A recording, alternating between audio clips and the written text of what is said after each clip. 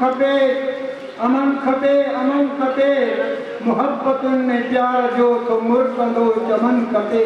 अमन खपे अमन खपे गुलाब जे हुगाव जा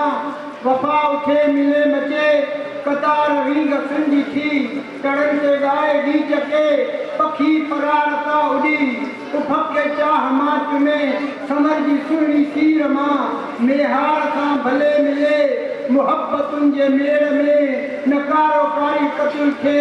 नको पुजारी प्यार जो बुखे बजड़ जो खाज थे रिसालो शाह जो खणी को गीत गुनगुनाए जे सलाम जिंदगी करे न मेरे को मन खपे अमन खपे अमन खपे अमन खपे अमन खपे शहीद राजू लखन हरीज न्याणियों लखन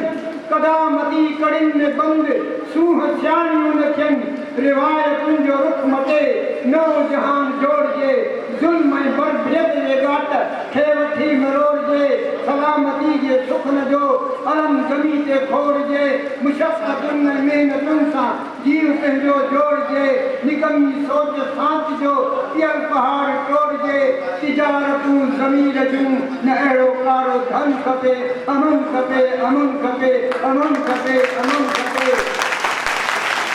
सचो सॼे समाज ते पैगाम फैलिजी वञे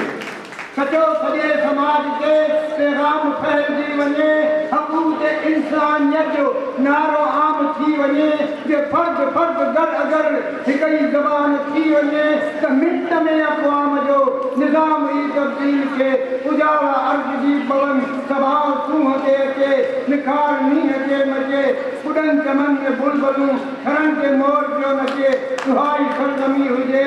आबाद हर वतन खपे अमन खपे अमन खपे अमन खपे अमन खपे कदम कदम के कुर्ब थे हयाव जी खुदा हले कंदियूं कई निहरान जूं थी जामे को सरी छुले रुठल मिठा थियन कठा न मेर गैर मन हुजे न ज़ात पात भेटिजे न मज़हबी ममण मचे न थर में को बचो मरे न कर में को खड़ो करे न को सयाद कैद में अदालतुनि के बंद करे दुनिया में दस्त गर्दी जो समूरो बाब बंद के खुशहाल जिंदगी हुजे मल्हार मन गगन खपे अमन खपे अमन खपे अमन खपे अमन खपे मोहब्बतुनि में प्यार जो तो मुल्क जो अमन खपे तवार हर सखी करे तवार हर सखी करे पुकार हर सखी करे सुरहान गुल छंडन पिया पुञारा मन मिलन पिया के कुर्ब जूं कचहरियूं के सूंग सूर सड़न पिया पखी पिया अन्न करा जिगन संगार खीर पिया दुहन मला किराई मेरा उड़न घटाई छेला के नगर नंगर नंगर थिन पुञा बुखा तगन पिया नज़ारा सब सिंधु सदा जनत नमा लगन पिया बाझारियूं ॿोलियूं हुजन सुकून कुल सहन खपे अमन खपे अमन खपे अमन खपे अमन खपे